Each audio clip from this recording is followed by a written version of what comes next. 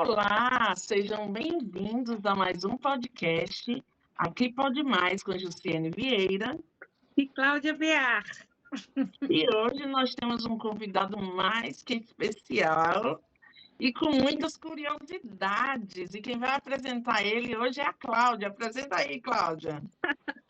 É uma pessoa assim, né, que tem muito a nos ensinar, que é o professor Carlos Muniz, que é o diretor da Escola Judaico-Adventista. Então, a gente está querendo saber sobre essa relação, né, da Igreja Bem-vindo, Adventista. Carlos. Bem-vindo, Carlos. Muito obrigado pela generosidade de vir aqui falar um pouquinho para a gente, né, para a gente conhecer um pouquinho melhor esse braço, né, esse braço da Escola Adventista, que é o braço do Templo Judaico-Adventista, né? Isso. E aí, assim, a minha dúvida é, primeira, né? Como é que surgiu essa ideia, Carlos, de criar esse braço da Igreja Adventista, que é esse templo judaico-adventista? Bom, obrigado pela apresentação. Bom dia, boa tarde, boa noite, dependendo da hora que a pessoa estiver assistindo, né? Obrigado por me chamarem, por estar aqui. É um privilégio poder falar disso. O Templo Judaico-Adventista, ele surgiu em 1994 numa reunião mundial anual que a Igreja Adventista Sétimo Dia faz na sua sede mundial, e surgiu com a ideia de se fazer uma aproximação da Igreja Adventista do Sétimo Dia com o povo judeu, né, celebrando tudo que nós temos em comum com eles e aprender, né, tudo que a tradição judaica pode nos ensinar enquanto membros dessa igreja. Essa ideia foi se espalhando por todo mundo, e a gente, aqui no Brasil, desenvolveu bem, assim como em outras partes do mundo. Então, ela tem alguns pilares. Um deles é principalmente para os adventistas do sétimo dia, os membros da igreja adventista, que são de origem judaica. Eles, dentro dessa comunidade, podem adorar a Deus de acordo com a tradição dos parentes, dos antepassados deles, né? Muita gente tem buscado suas raízes judaicas, né? E a gente ajuda nisso. E também para os membros da igreja adventista que queiram aprender, queiram conhecer o que a tradição judaica tem a nos ensinar enquanto membros da igreja, mas principalmente, né, para ser esse ponto de diálogo, celebrando tudo que nós temos em comum com eles, né, que é a crença no mesmo Deus, nas escrituras do Antigo Testamento, né, na guarda do Shabat, do sábado, né, de um regime alimentar muito semelhante que nós temos com eles, além de outras coisas, né, que a gente pode aprender com os judeus. Interessante. Muito.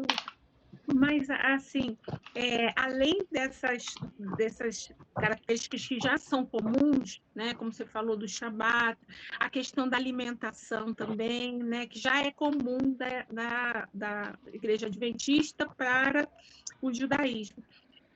Tem outras coisas que são particulares, né, e que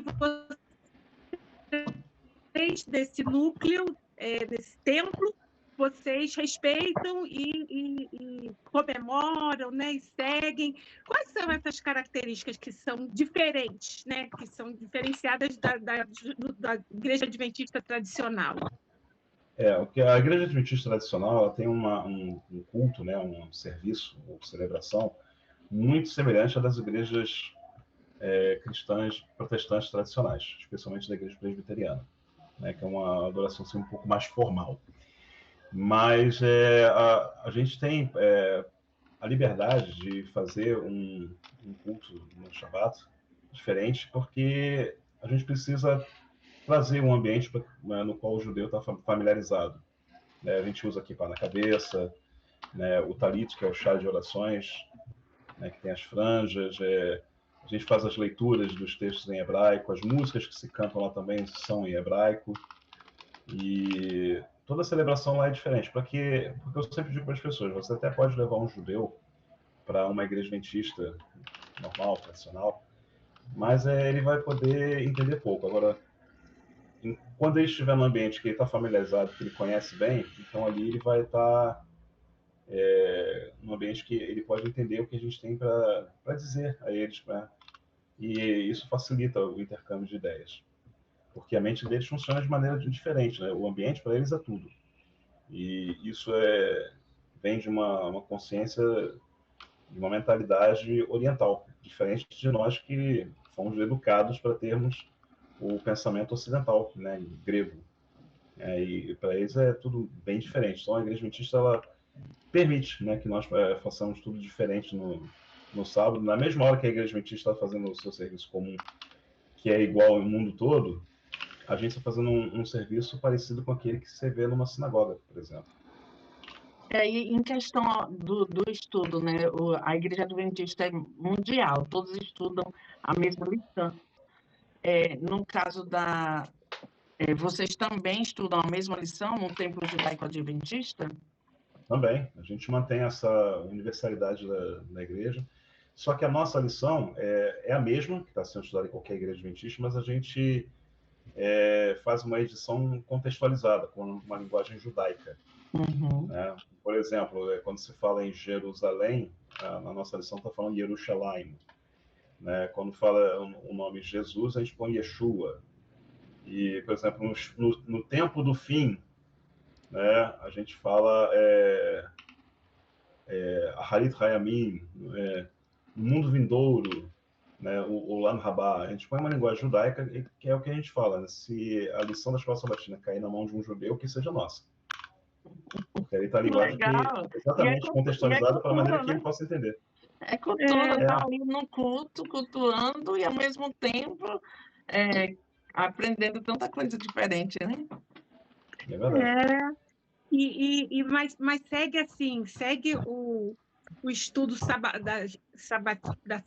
igual da igreja tradicional, né? E também o Paraxá, né? Que é o estudo também universal da igreja da judaica, né? Do judaísmo, sim. A gente começa com o estudo da lição, a primeira coisa a ser feita, que é o mesmo em todas as igrejas adventistas. Depois a gente entra na celebração no serviço judaico. Né? A gente lê a Paraxá, porque é o seguinte, a Torá, são 5 livros de Moisés, está dividido em 54 trechos, porções semanais, que se lê a cada ano. Se são 54, significa que a gente lê ela toda em um ano. Né? A desse próximo sábado vai ser números 12 ao 15. Então, a gente está em conformidade com a universalidade que existe na Igreja Adventista, na estudo da lição, e também com a judaica, né? Estudando a mesma porção da Torá que todos os judeus no mundo estão estudando. Que legal. Muito, né? E Cláudia já foi visitar e disse que gostou muito, né, Cláudia? Amei, Sim, amei. Achei muito interessante, muito rico, né? E inclusive, as festas, né? Assim, são festas também do calendário judaico, né? Que são celebradas. Sim. Assim, só para falar antes um pouco do serviço, né? Ele é bem ritualístico, uma coisa que não se vê muito nas igrejas protestantes. Uma coisa que eu vejo que o protestantismo fez foi desritualizar o culto que a igreja católica tinha. Então, numa igreja protestante, você tem a música, a oração e a pregação, basicamente isso, sem muita formalidade. E tem até um livro, né, da editora Paulus que fala que a celebração católica tem muita influência do judaísmo, inclusive.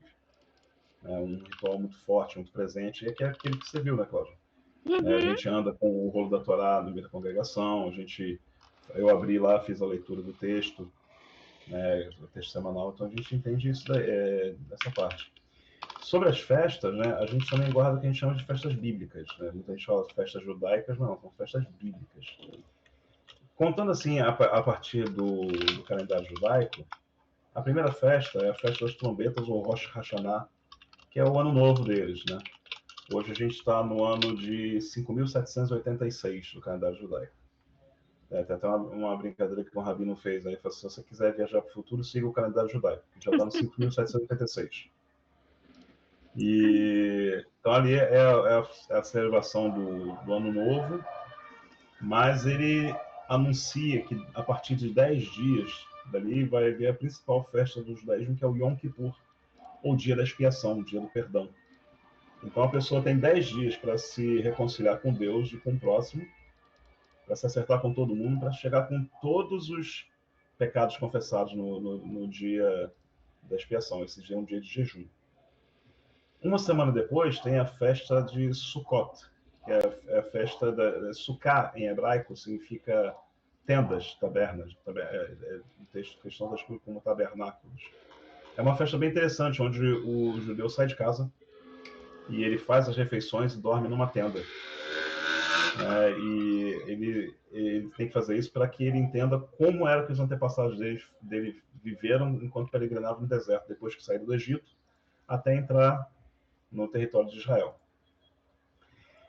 Aí, passando um pouquinho mais, chega para dezembro, tem uma festa que não está na Bíblia tradicional, mas está num livro chamado Macabeus, que é a festa da Hanukkah, que é a festa da dedicação.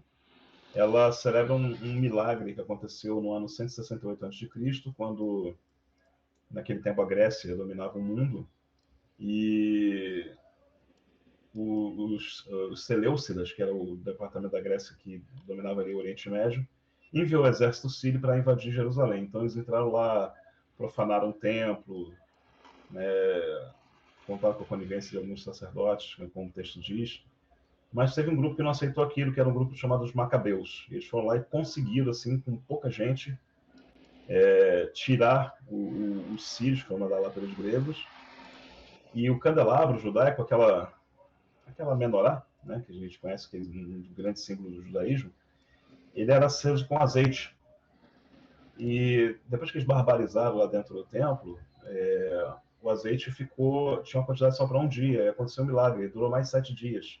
O tempo suficiente para amadurecer mais azeitonas. Então eles celebram isso aí até hoje, né, com uma festa de dedicação. Jesus também celebrou essa festa. Chegando para março, a gente tem a festa de Purim, que é a festa do livro de Esther, que é, digamos assim, o segundo maior livramento da história do povo judeu. O maior livramento foi a saída do Egito, né, atravessar o Mar Vermelho. Né, e no livro de Esther, as pessoas vão entender ali que uma pessoa que era antissemita, chamada Amã, baixou um decreto que os judeus tinham que morrer, literalmente isso. Mas ali, com um envolvimento da Esther, que era a rainha da Pérsia, e não tinha se revelado ainda judia, ela conseguiu tirar o Amã do poder, e eles foram libertos ali. Em abril tem o Pessah, que é a Páscoa, né, é a festa que celebra a saída do povo hebreu do Egito, né, que significa passagem. É muito conhecida essa festa, ela fica perto da Páscoa cristã.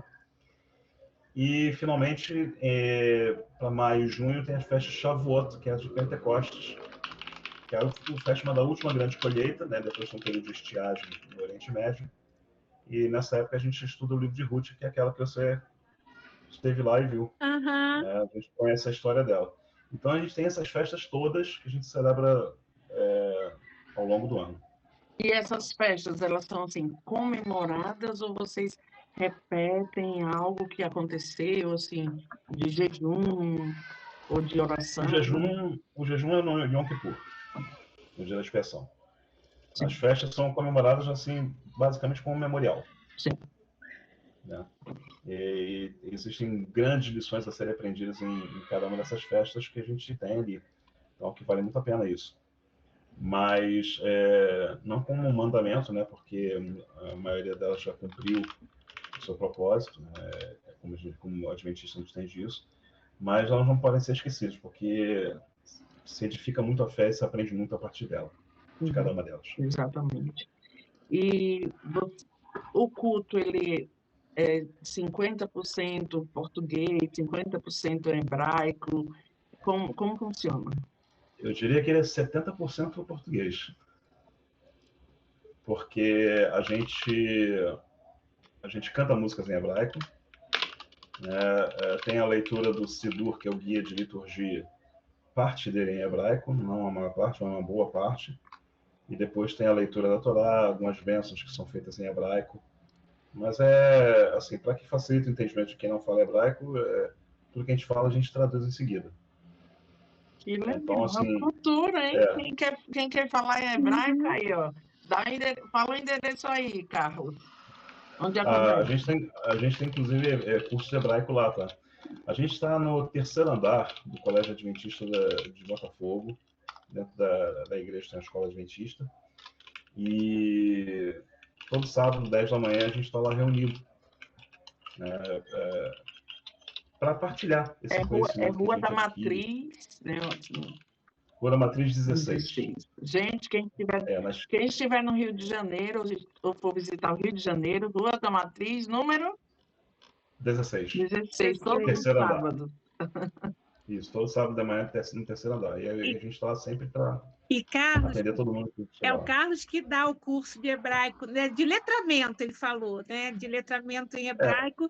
E aí a minha curiosidade é essa: há quantos anos você estuda hebraico? Como é que começou esse estudo, né? Assim, a partir do que surgiu esse interesse por estudar, né, toda o judaísmo, né? Como é que foi essa é, sua relação com essa cultura toda? a Igreja Adventista ela tem uma doutrina base dela, que é a justificação pela fé, e dentro do santuário bíblico antigo. E isso envolve muito judaísmo. Então, quando foi há mais de 20 anos atrás, eu estava lendo sobre isso, depois eu conheci que existia um templo judaico-adventista, né? O templo judaico-adventista ele é digamos, um centro de missão global, que a Igreja Adventista chama isso, que são locais onde a Igreja Adventista dialoga com religiões que não são cristãs. Legal. E eu entrei em 2009, e fui aprendendo, fui desenvolvendo, fui estudando todos, não só o hebraico, né, mas todas os estudos bem aprofundados que são dados lá. Ainda cheguei a ficar como diretor, como estou até hoje. Mas a gente tem outras pessoas lá. Por exemplo, no sábado, nesse sábado agora, a gente começou um ciclo de palestras, de 8 palestras, chamado As Raízes do Antissemitismo na Cultura Cristã. Então, um professor de história que está fazendo ali, é um trabalho dele, também de um outro teólogo nosso. E um dos motivos que o Templo Judaico-Adventista também existe é para que se evite qualquer traço de antissemitismo dentro da Igreja Adventista. E a gente explica o que é o antissemitismo, como ele surgiu, como ele se desenvolveu, quem foi que idealizou, por onde começou, várias vertentes de antissemitismo que existem. O antissemitismo não é só ódio a judeus, né? Pode ser qualquer povo semita, né? Que são os árabes também. Na prática, existem dezenas de povos semitas, né? Os judeus são um deles. Então, esse é o principal evento do ano para a gente, né? Está sendo toda a tarde lá, sábado sim, sábado não. A gente teve agora, no dia 20, sábado dia 20, vão ter o primeiro módulo. O primeiro foi de abertura, anteontem, sábado dia 6. E o primeiro módulo vai ser no dia 20, sábado sim, sábado não. Cada 2 semanas a gente vai ter sempre um módulo apresentado lá à tarde, 14 horas. Que legal. 14h30. Ô, Carlos, como é algo assim muito curioso, né? Não é simplesmente uma igreja, não é só uma religião, é uma cultura muito forte, assim, gera muita curiosidade também. Chega muitas pessoas assim que não têm nenhuma religião, mas só pela curiosidade e gostam e frequentam. E outra pergunta, tem coisas parecidas, né, com a Igreja Adventista. Na Igreja Adventista, geralmente, as pessoas vão, simpatizam, frequentam, depois elas se batizam. Existe também batismo lá no Templo Judaico-Adventista? Existe também. Assim, o público que a gente recebe é um pouco diferente, né, da Igreja Adventista. A gente já recebeu judeus, né, a gente tem um professor de Filosofia e História da Estácio que frequentou conosco durante um tempo, até a pandemia, e logo depois ele se mudou, acho que foi para Taruana, parece, foi para a região dos lagos, e não pôde mais estar conosco. A gente faz a nossa aproximação com outras vertentes do judaísmo, especialmente, né, acho que são mais abertas ao diálogo. E a gente recebe muitos adventistas também que vão lá para conhecer, vão para, às vezes, até querer entender um ponto mais difícil da Bíblia, e eles perguntam para a gente, né? Teve uma igreja que o pastor fala assim, não, você vai lá no templo judaico adventista que eles vão te responder isso com mais exatidão.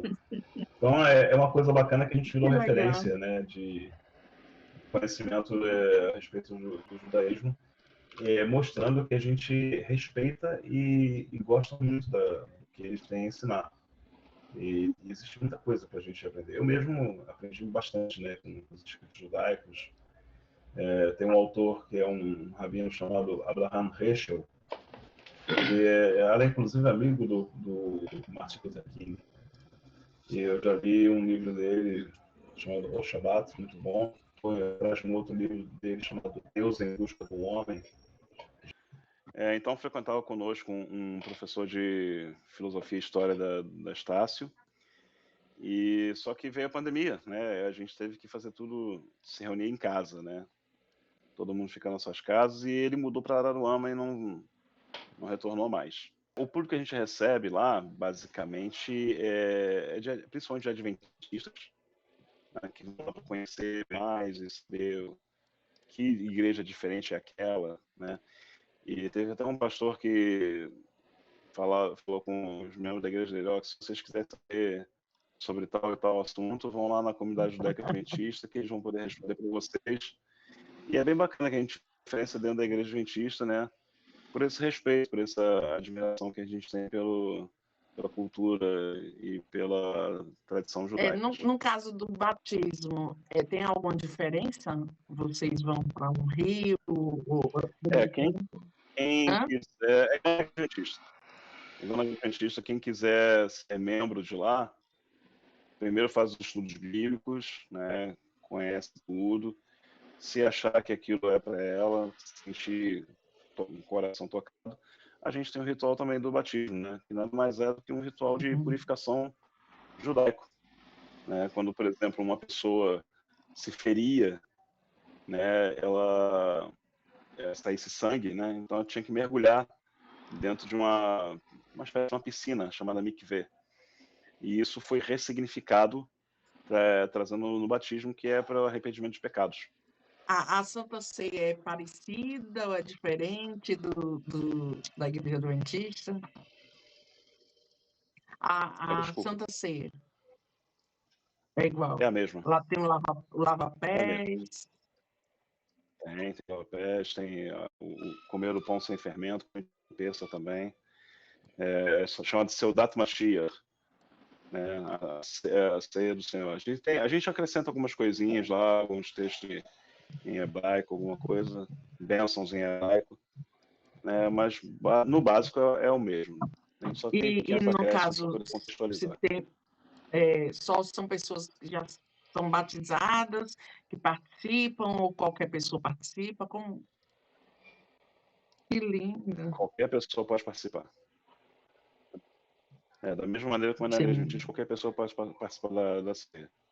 A gente tem, depois do nosso serviço, o Kiddush, que é um ritual de santificação e do Shabat, da chegada. Ele acontece 2 vezes. Na chegada do sábado, que é no pôr do sol de sexta para sábado, e após o serviço matinal, após o culto matinal. A gente come um pão trançado, né, que tem vários significados, 2 pães trançados, na verdade, né?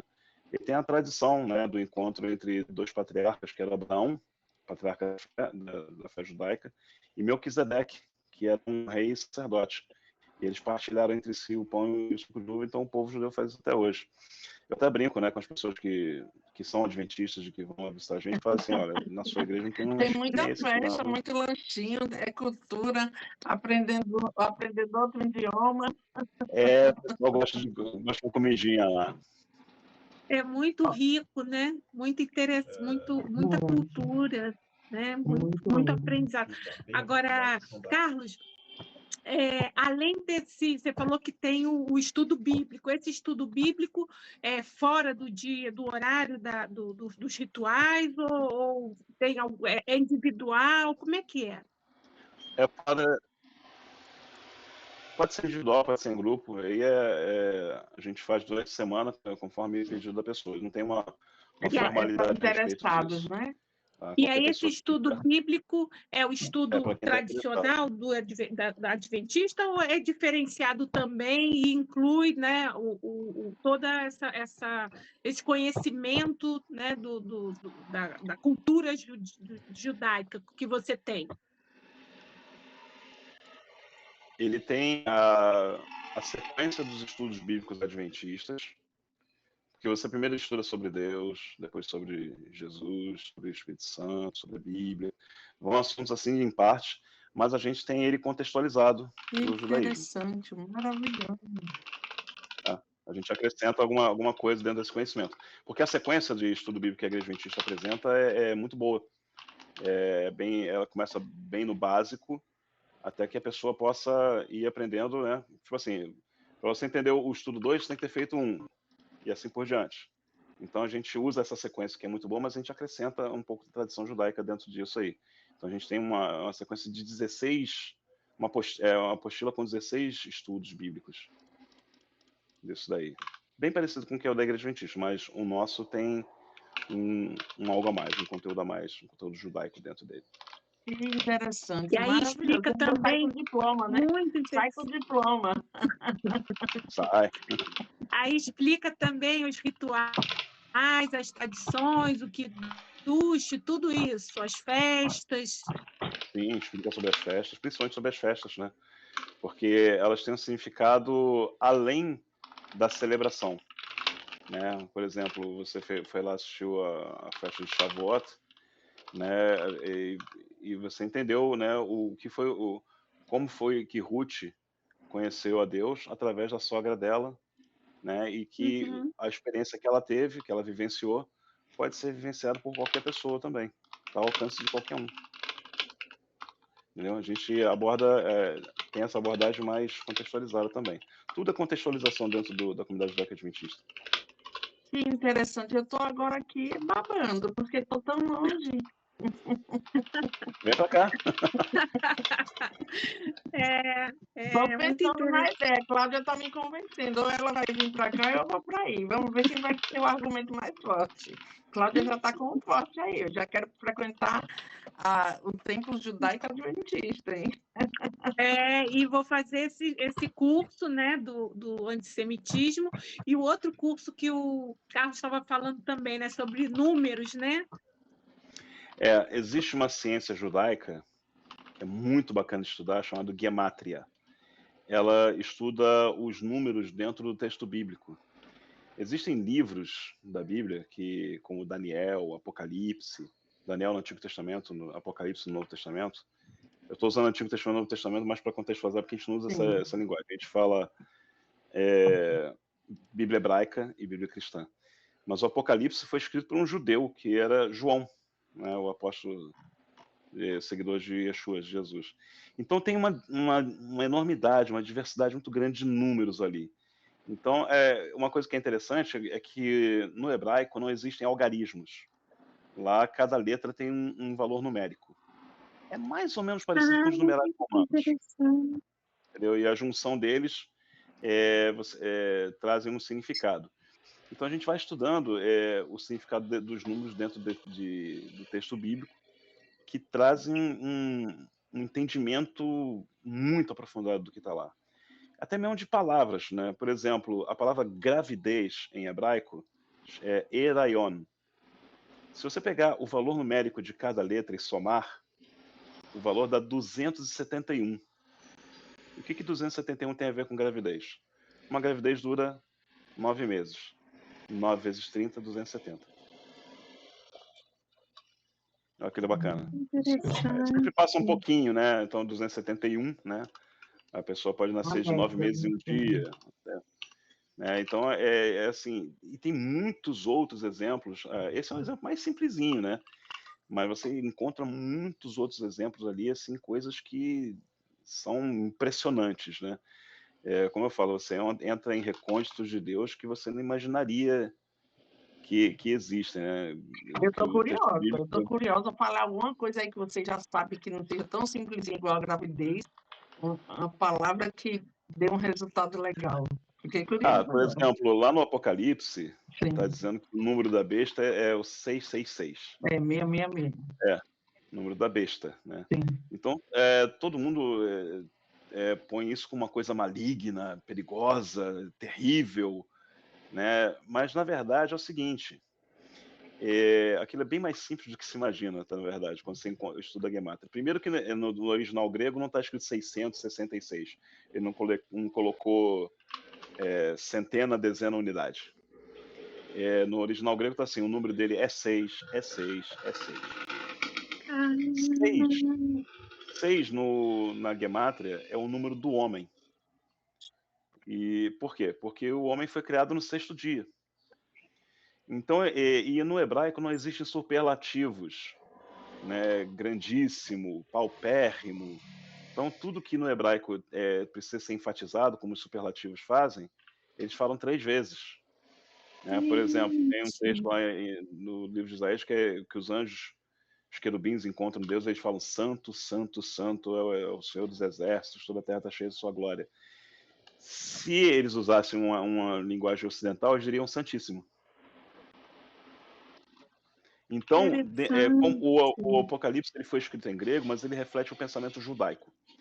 Então, ali ele queria dizer que a besta, a fera, né, o número da besta, ele é um homem, ele é um ser humano.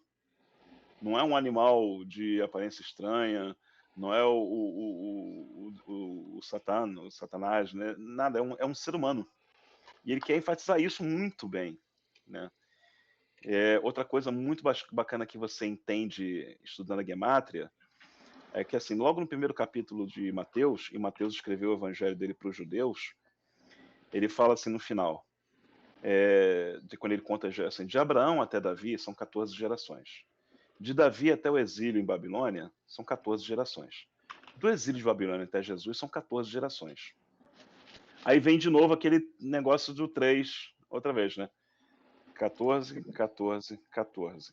14 em hebraico significa realeza, porque ele é a soma das letras do nome de Davi. As letras Dalet, Vav e Dalet. 6 mais 4 mais 6. Não, perdão, 4 mais 6 mais 4. Então, somado isso dá 14. Então, o que Mateus queria dizer? Como ele escreveu para os judeus, eles sabiam o que ele queria dizer ali.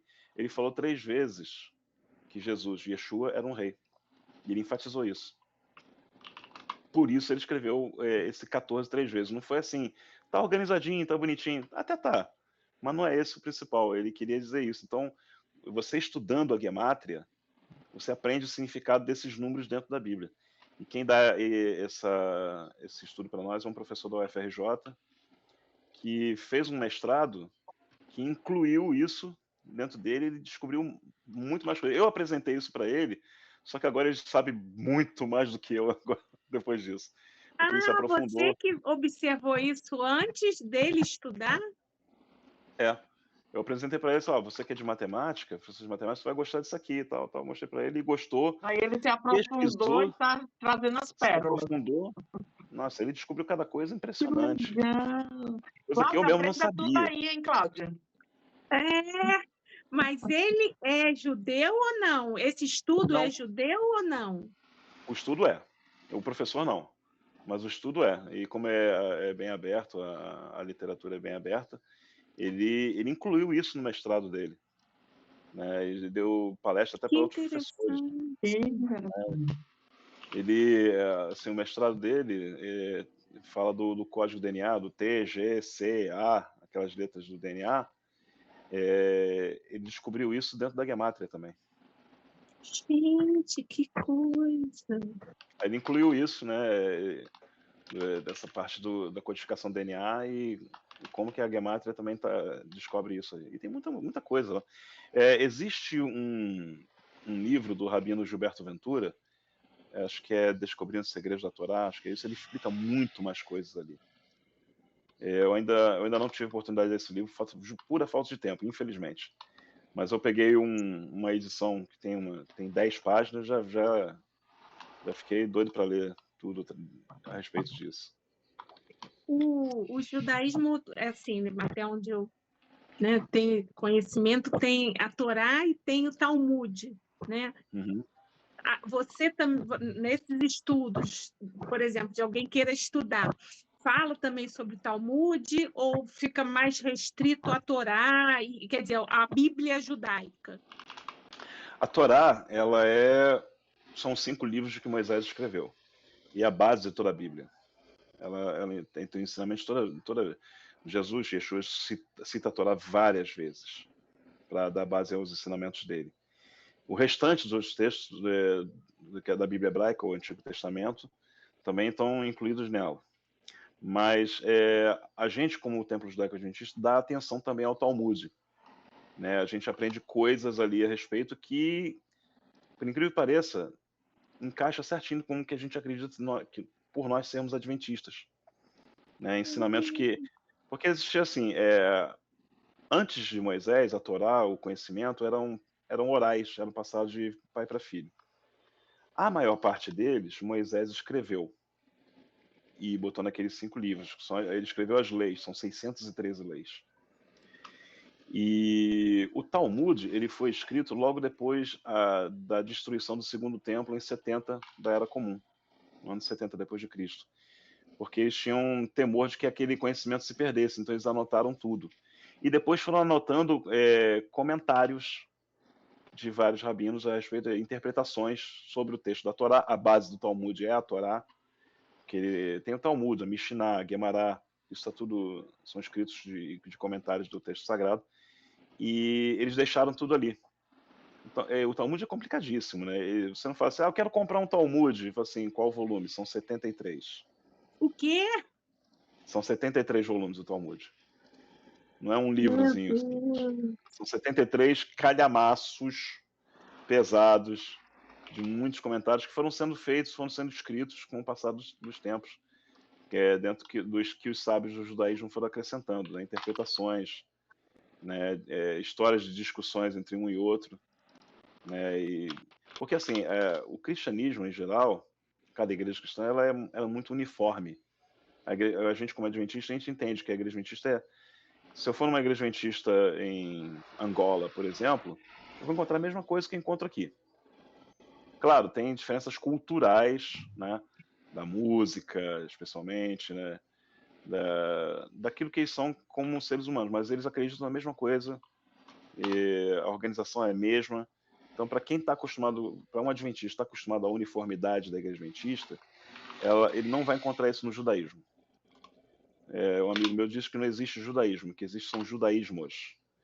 Existe até uma frase engraçada que fala que o número de linhas de pensamento judaicas é o número de judeus no mundo mais um.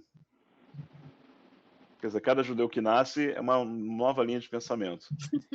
E tem até uma frasezinha que fala assim, onde tem 2 judeus conversando, tem 3 opiniões. Ô, Cláudia, quem ia mais para essa conversa aqui, mande o link, vai ser a Sabrina, porque Cláudia tem uma filha filósofa, que eu considero uma das pessoas mais inteligentes que eu já conheci, essa família toda, né?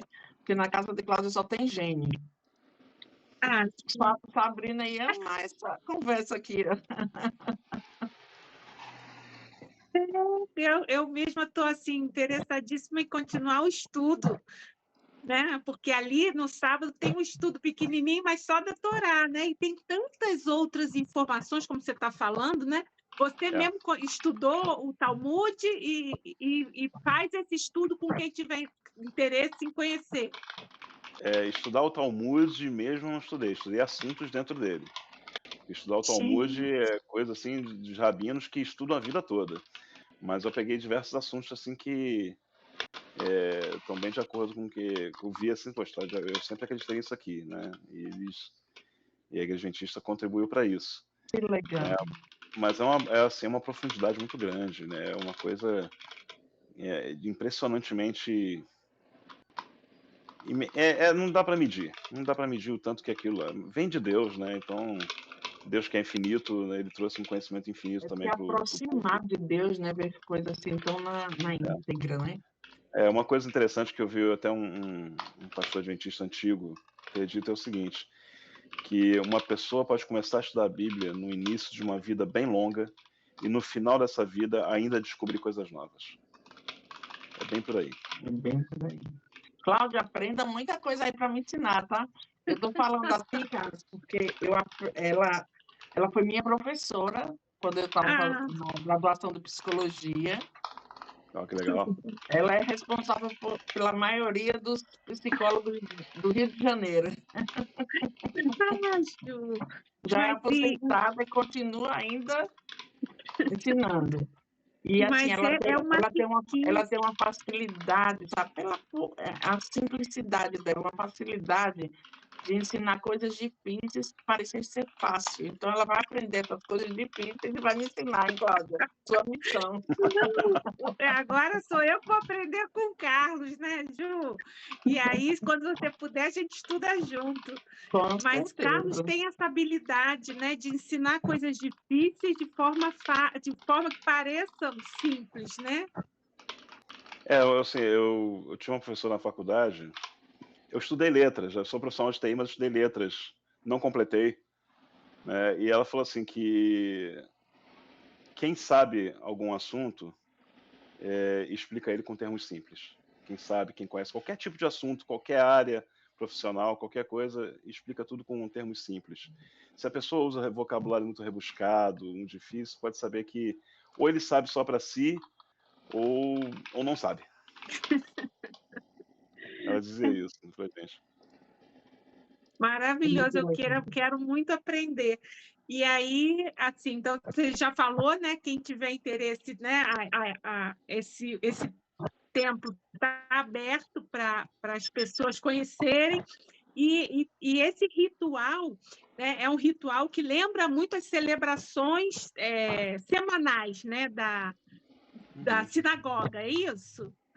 Isso, é como eu falei, a gente busca trazer para um ambiente judaico, para que o judeu que visitar a gente esteja lá, ele tem um ambiente com o qual ele se familiarize, que isso é importante para eles. Então a gente abre mão do nosso para fazer aquilo que ele gosta, que ele conhece, está acostumado desde a infância dele. Todo sábado, 10 da manhã, a gente está lá.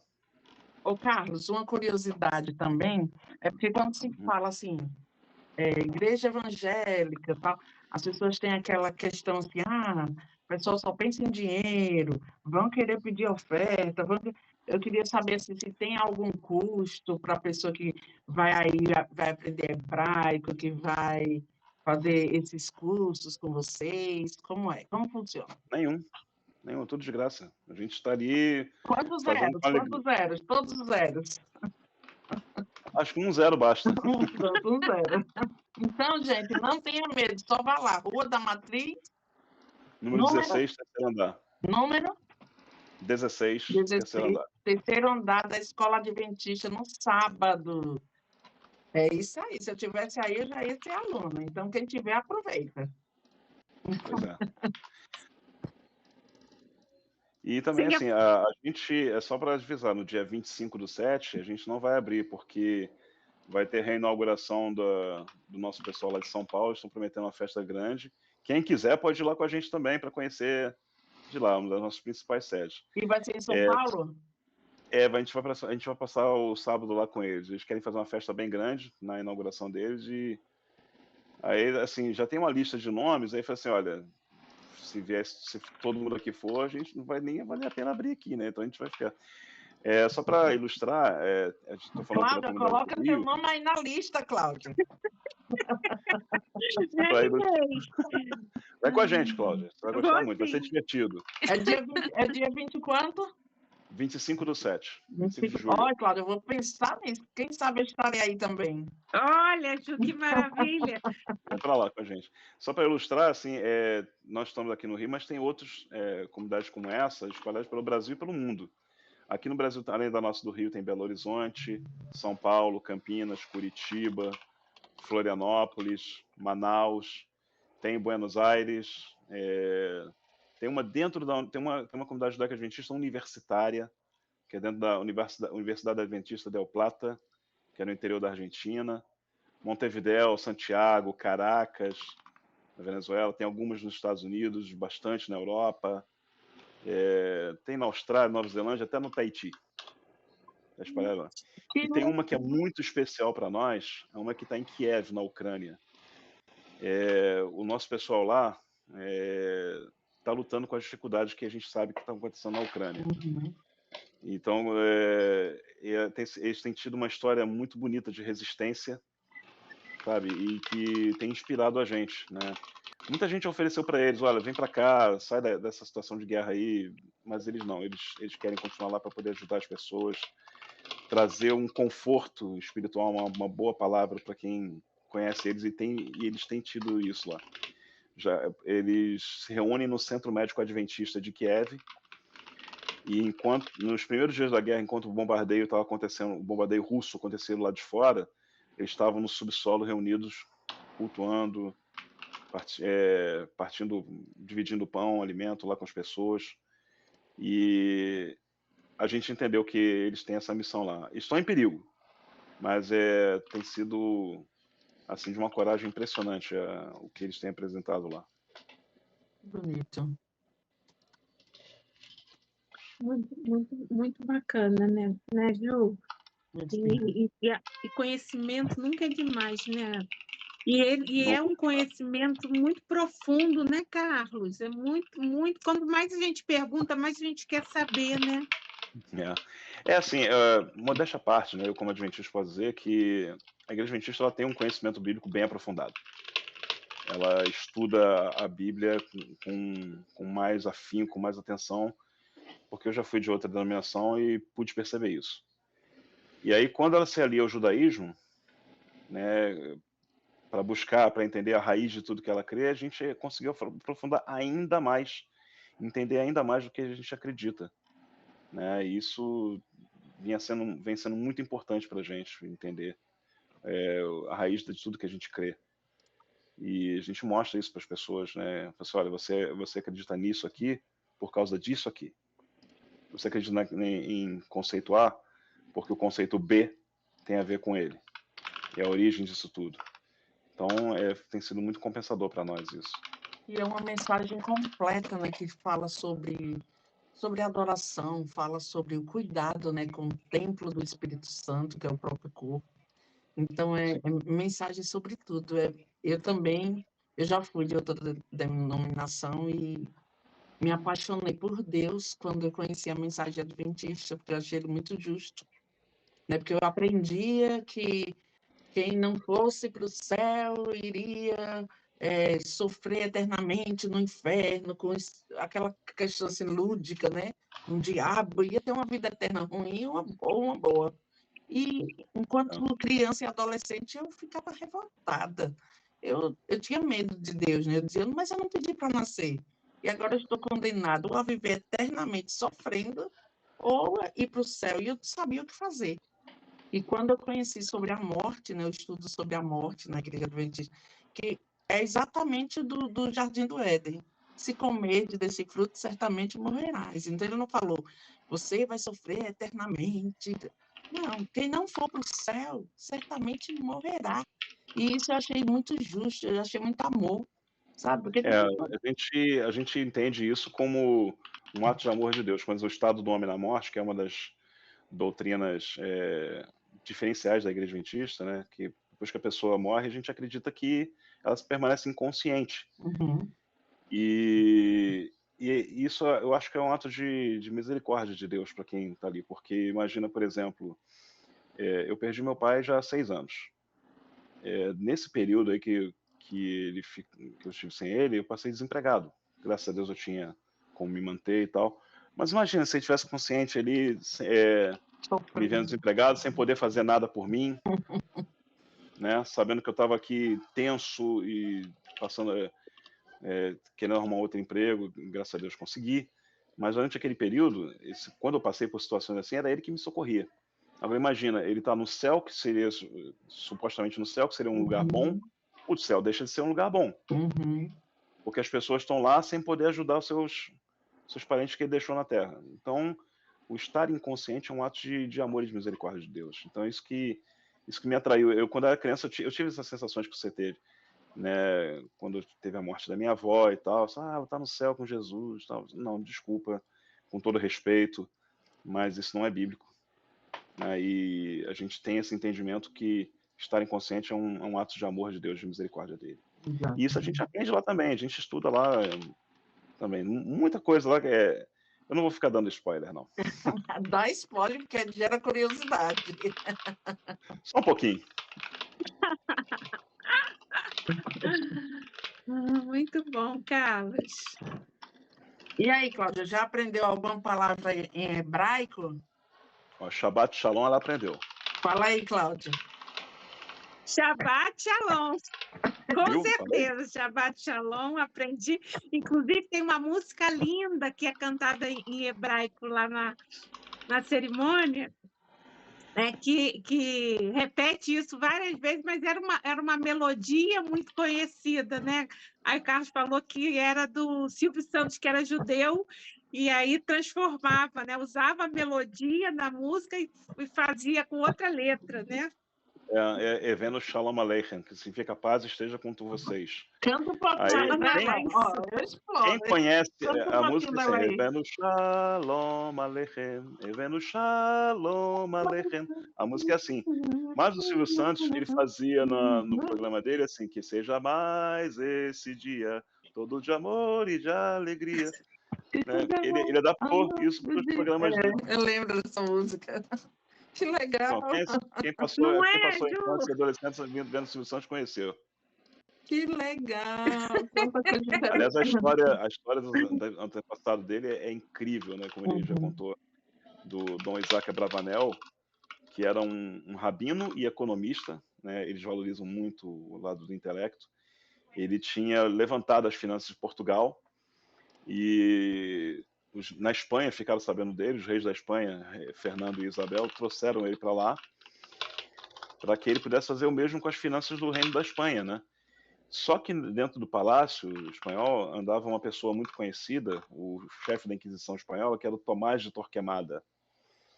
E ele via, né, o Dom Isaac Abravanel andando para cima e para baixo no palácio, conversando com um e outro ministro para resolver lá. Então ele fez uma cena assim lamentável, né? Enquanto os reis, o Fernando e Isabel estavam fazendo uma refeição, parece que almoçando, ele jogou um crucifixo na mesa deles e falou assim: Vossas Majestades estão fazendo com o povo espanhol o mesmo que os judeus fizeram com Cristo, matando-o de novo. Aí ele induziu os reis a expulsar, em 1492, os judeus da Espanha, da Península Ibérica. E aí o rei Fernando chegou para o Dom Isaac Abravanel e falou para ele: olha, eu vou ter que tirar os judeus daqui, mas você fica, quem manda aqui sou eu, mesmo pela interferência da igreja, você vai ficar aqui. Aí o Dom Isaac Abravanel falou assim: não, eu não vou ficar. Eu sou judeu, eu tenho que ir para onde os judeus vão. E ele foi para a Grécia. Ele foi para a Grécia. Por isso que o Silvio Santos dizia que era descendente de judeus da Grécia. Entendeu? E o nome é Abravanel, né? Dom Isaac Abravanel. E em Portugal aconteceu algo quase parecido, né? Quando os judeus iam ser expulsos de Portugal, eles chegaram no porto, os navios ficavam parados, na hora que eles chegaram, o navio partiu. Aí o rei de Portugal ordenou que eles se tornassem cristãos e ficassem lá, porque ele não queria abrir mão da força de trabalho que os judeus tinham em Portugal. Entendeu? Aí ele fez uma coisa um pouco diferente, né? Uns 6 anos depois. Então, a gente estuda isso. Isso foi dado, já dei um spoiler, isso foi dado no nosso curso das raízes do antissemitismo na cultura cristã no sábado. O Newton explicou isso aí pra gente. Eu conhecia, mas não em tantos detalhes assim como ele explicou para nós. É isso que todo mundo aprende lá com a gente, né? A gente estuda muito a história, né? O Newton é professor de história, ele tem uma pós-graduação em História do Rio de Janeiro, que é sensacional, e conta cada coisa incrível da história do Rio de Janeiro. E aí ele está entrando nessa área também. Que interessante. Estou simplesmente encantada. Além do acolhimento, que Cláudia já falou. O acolhimento, isso eu queria falar, Ju, que eu tive essa experiência, né, que foi fantástico. O Carlos, o Newton, esqueci o nome do rapaz do violão, a esposa do Newton, assim, as pessoas fantásticas, assim, com uma generosidade, com uma boa vontade de explicar, porque eu chegando do zero, sem saber nada, né? Assim, todo mundo muito acolhedor, muito gentil, muito atencioso, assim, com muita disponibilidade, muita boa vontade de explicar, tirar dúvidas. E, assim, parece que a gente está numa cerimônia judaica mesmo, né? O Dalit, né? Dalit não, né? Talit, né? O Carlos usa, os homens usam kippá, né? Então, assim, é muito, muito interessante. Eu nunca tinha tido essa experiência, achei fantástico. Lembra, falando da esposa do Newton, ela dá um curso de culinária e gastronomia judaica. Olha isso, vou fazer. Vai acontecer em novembro.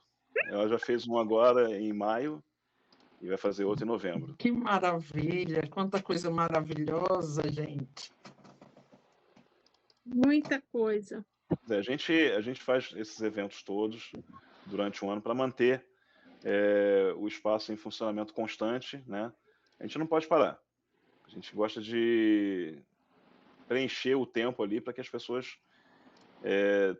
conheçam alguma coisa do judaísmo em diversos tipos de aspectos, seja nas festas, nas palestras, até no curso de culinária judaica, porque a Igreja Adventista enfatiza muito a saúde e a alimentação, e a gente também colocou isso dentro do nosso programa anual.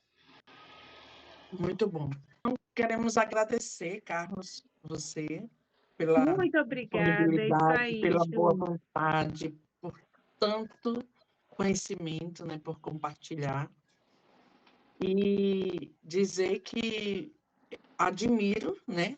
Admiro esse trabalho, né, que é algo assim relacionado a Deus, né? Se aproximando das origens, buscando conhecimento e assim, eu sou suspeita em falar, porque eu sou apaixonada por Deus, assim, acho que Ele é a base, é tudo para nós, né? Sem Deus, eu não sei como uma pessoa vive sem Ele, né? Não sei. Isso, saber como viver. Deus... E quem descobrir vai poder viver com muito mais abundância. Com certeza. Muito obrigada. E um brinde, não sei se vocês estão com alguma caneca. Muito obrigada. O Carlos está com a garrafa. Estou com uma garrafa de água aqui. Aqui, um brinde aí, ó. Um brinde. Deixa eu pegar minha canequinha. Agora, um brinde. Um brinde ao Templo Judaico Adventista do Rio de Janeiro. Valeu, tchau. Tchau. Tchau.